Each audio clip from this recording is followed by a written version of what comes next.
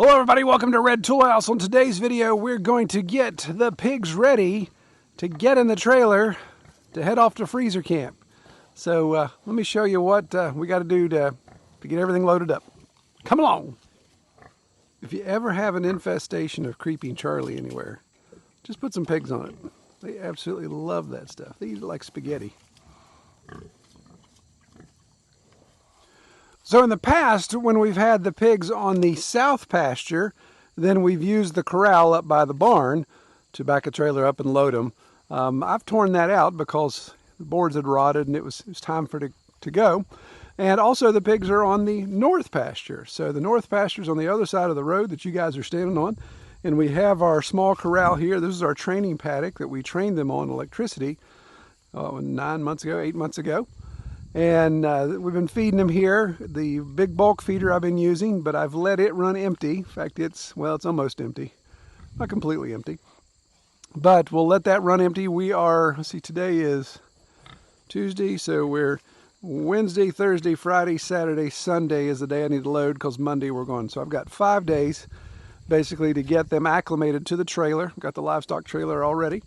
And we're going to back the trailer up here. The way I built this corral is that I can take this smaller panel out here, back the trailer right up against it, open it up, and put feed bowls in there so they'll start gravitating toward that.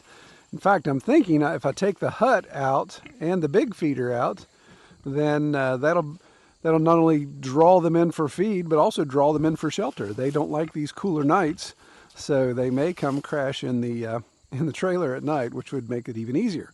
I can come down Monday morning and just close the door, or come down Sunday night after dark and close the door. But we're going to document all that. You guys are going to be along for all of this portion here. So we'll document as we go along.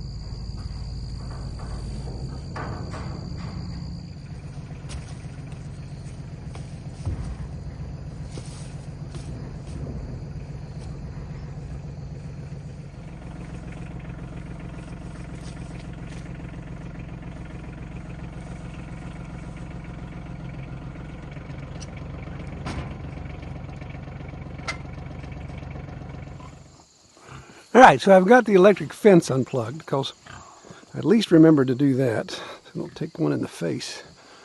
But it's crazy. I use my Apple Watch. It has the ability to control the camera, which I do from time to time with you guys.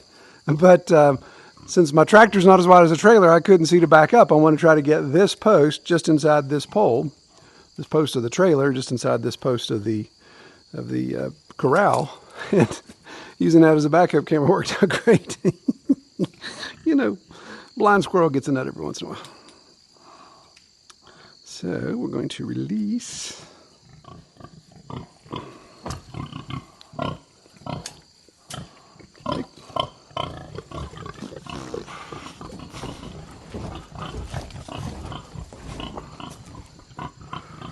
One thing I do need to do first is take up the electric here. We've got electric fence that goes inside of the training paddock. Get that out of the way over here.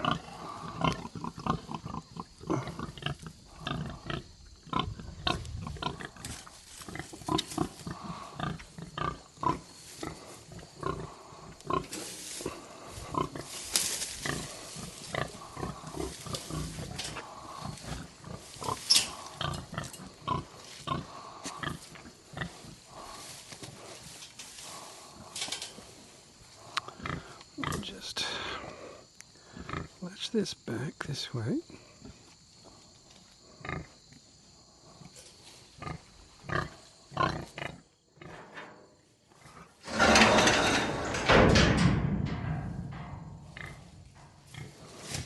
All right, so what we have here, of course, is a bit of a step, a little bit more than I like for pigs. They're not too crazy about stepping up into things. So I think what we'll do, we'll go up to the scrap pile here, the wood pile, and see if I can get enough material to maybe fashion together a simple ramp, nice shallow ramp they can walk up into. I think I see a good candidate here for rails if it's not too far gone.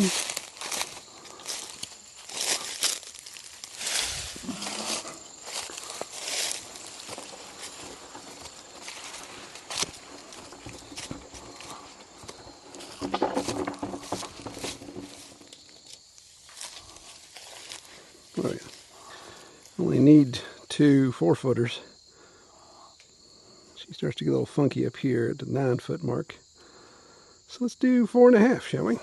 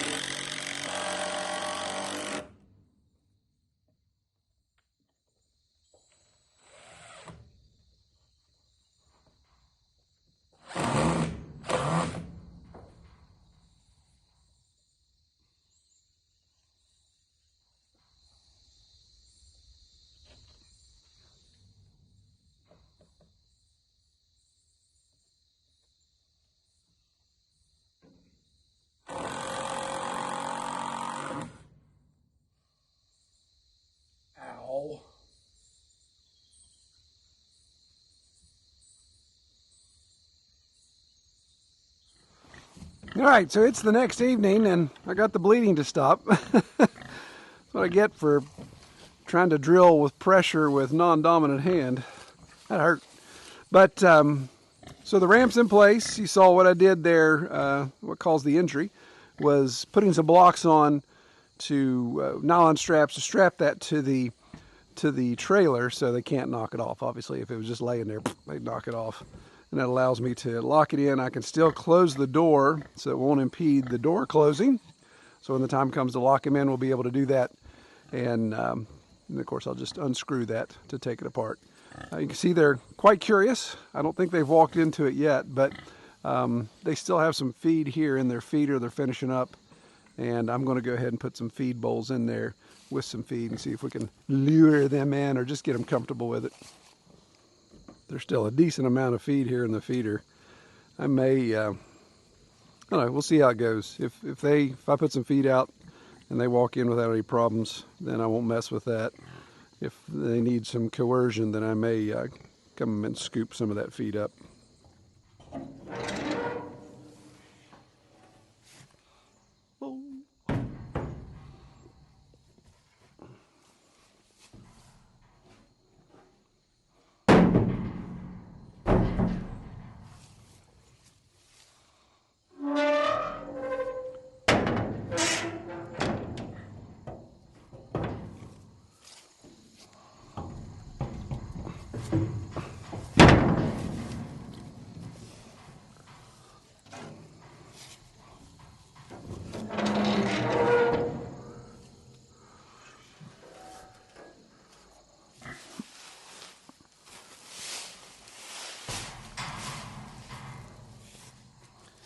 Swine.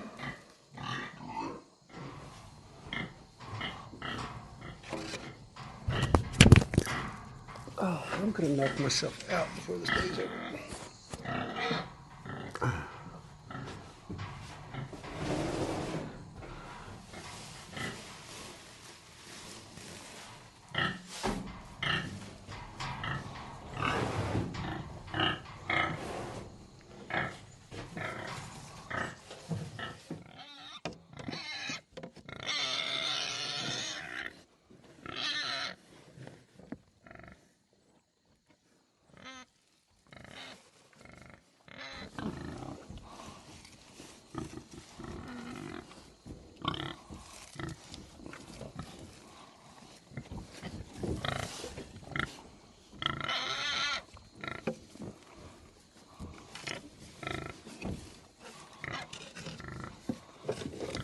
All right, so now we'll wait.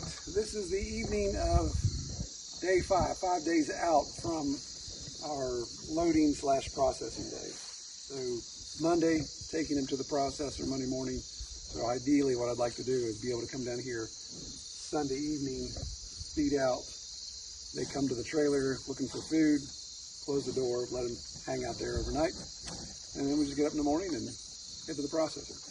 So I'll keep detailing each day. We'll have to skip a day because I'll be out of town one day the next 5 days. But I'll detail each day and we'll just see how they acclimate to the ramp and to the trailer. Saw there on the time lapse they're definitely getting close to walking in right now. As soon as this feed supply dries up, then I think that'll motivate them even more. So these 2 white oaks here, furthest up the hill, one right there and one right there, they've been shedding acorns like crazy. And I don't know if you can see how just swept clean the hillside is. They are finding every single one of them, even getting into this old pine that's broken off to find every last morsel there. Talk about free protein and good tasting pork. That is ideal. I love it when the timing comes together on that. All right, so it's the next evening and they've got that vacuumed up pretty well. Looks like they have not gone into the trailer yet, so I'm gonna move some bowls a little closer here, see if we can lure them a bit.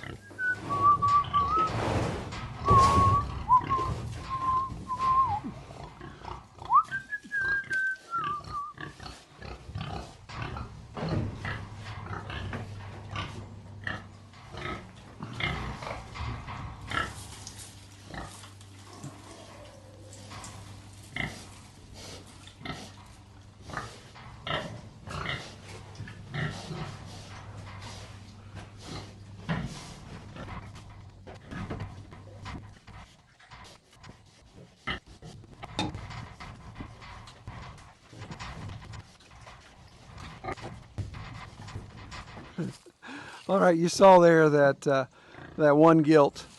She got in there testing the bowl, tasting the bowl, that type of thing. So yeah, I think here in the next hour or so they'll be fine. I'm going to give them some space because they're a little weirded out by the noise of the trailer and of course this the confined space. So I'm just going to go work on another project and we'll come back and check on them here in a bit.